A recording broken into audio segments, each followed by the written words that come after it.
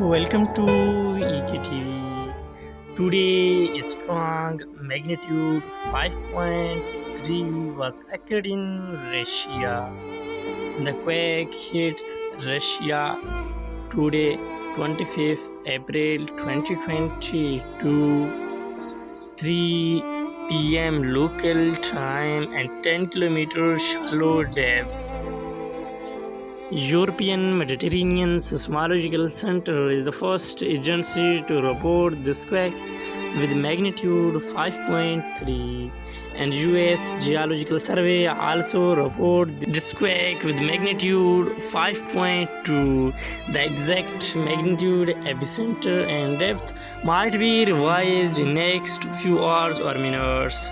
At the end, please like, subscribe and share our YouTube channel for more updates.